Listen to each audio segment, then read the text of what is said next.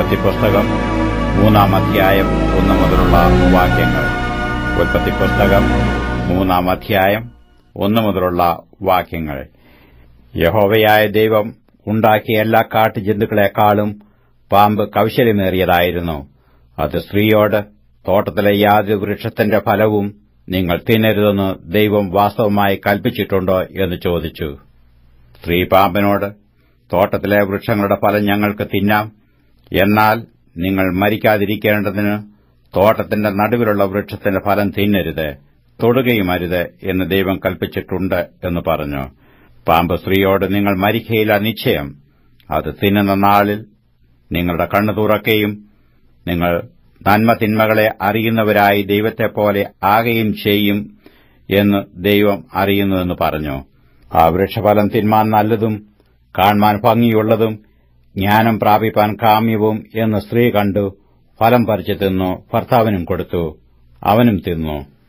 ഉടനെ ഇരുവരുടെയും കണ്ണു തുറന്നു, തങ്ങൾ നഗ്നരെന്നു അറിഞ്ഞു അത്തീല കൂട്ടിത്തുന്നി തങ്ങൾക്ക് അരയാടെ ഉണ്ടാക്കി. വേലാറിയപ്പോൾ യഹോവയായ ദൈവം തോട്ടത്തിൽ നടക്കുന്ന ഒച്ച അവർ കേട്ടു. മനുഷ്യനും ഭാര്യയും യഹോവയായ ദൈവം തങ്ങളെ കാണാതിരിപ്പാൻ തോട്ടത്തിലെ വൃക്ഷങ്ങളുടെ ഇടയിൽ ഒളിച്ചു. യഹോവയായ ദൈവം മനുഷ്യനെ വിളിച്ചു, നീ എവിടെയെന്ന് ചോദിച്ചു. തോട്ടത്തിൽ നിന്റെ ഒച്ച കേട്ടിട്ട് ഞാൻ നഗ്നനാകൊണ്ട് ഭയപ്പെട്ടു ഒളിച്ചു എന്നു അവൻ പറഞ്ഞു. നീ നഗ്നനെന്ന് നിന്നോട് ആർ പറഞ്ഞു? തിന്നരുതെന്ന് ഞാൻ നിന്നോട് കൽപ്പിച്ച വൃക്ഷഫലം നീ തിന്നുവോ എന്നു അവൻ ചോദിച്ചു. അതിനു മനുഷ്യൻ, എന്നോടുകൂടെ ഇരിപ്പാൻ നീ തന്നിട്ടുള്ള സ്ത്രീ വൃക്ഷഫലം തന്നു, ഞാൻ തിന്നുകയും ചെയ്തു എന്ന് പറഞ്ഞു. യഹോവയായ ദൈവം സ്ത്രീയോട്, നീ ചെയ്തത് എന്ത് എന്ന് ചോദിച്ചതിന്, പാമ്പ് എന്നെ വഞ്ചിച്ചു, ഞാൻ തിന്നുപോയി എന്ന് സ്ത്രീ പറഞ്ഞു. യഹോവയായ ദൈവം പാമ്പിനോട് കൽപ്പിച്ചത്, നീ ഇത് ചെയ്യുക കൊണ്ട് എല്ലാ കന്നുകാലികളിലും എല്ലാ കാട്ടുമൃഗങ്ങളിലും വെച്ച് നീ ശപിക്കപ്പെട്ടിരിക്കുന്നു. നീ ഉരസ്സുകൊണ്ട് ഗമിച്ച് നിന്റെ ആയുഷ്കാലമൊക്കെയും പൊടി തിന്നും. ഞാൻ നിനക്കും സ്ത്രീക്കും നിന്റെ സന്തതിക്കും അവളുടെ സന്തതിക്കും തമ്മിൽ ശത്രുത്വമുണ്ടാക്കും. അവൻ നിന്റെ തല തകർക്കും, നീ അവന്റെ കുതികാൽ തകർക്കും. സ്ത്രീയോട് കൽപ്പിച്ചത്, ഞാൻ നിനക്ക് കഷ്ടവും ഗർഭധാരണവും ഏറ്റവും വർദ്ധിപ്പിക്കും. നീ വേദനയോടെ മക്കളെ പ്രസവിക്കും. നിന്റെ ആഗ്രഹം നിന്റെ ഭർത്താവിനോടാകും, അവൻ നിന്നെ ഭരിക്കും. മനുഷ്യനോട് കൽപ്പിച്ചതോ, നീ നിന്റെ ഭാര്യയുടെ വാക്കനുസരിക്കുകയും തിന്നരുതെന്ന് ഞാൻ കൽപ്പിച്ച വൃക്ഷഫലം തിന്നുകയും ചെയ്തതുകൊണ്ട് നിന്റെ നിമിത്തം ഭൂമി ശപിക്കപ്പെട്ടിരിക്കുന്നു. നിന്റെ ആയുഷ്കാലമൊക്കെയും നീ കഷ്ടതയോടെ അതിൽ നിന്ന് അഹോവൃത്തി കഴിക്കും. മുള്ളും പറക്കാരെയും നിനക്ക് അതിൽ നിന്ന് മുളയ്ക്കും.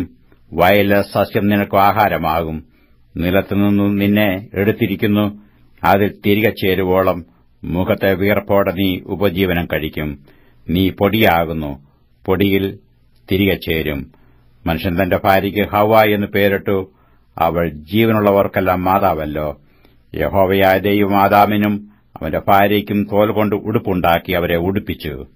യഹോവയായ ദൈവം മനുഷ്യൻ നന്മതിന്മകളെ അറിയുവാൻ തക്കവണ്ണം നമ്മൾ ഒരുത്തനെ പോലെ ആയിത്തീർന്നിരിക്കുന്നു.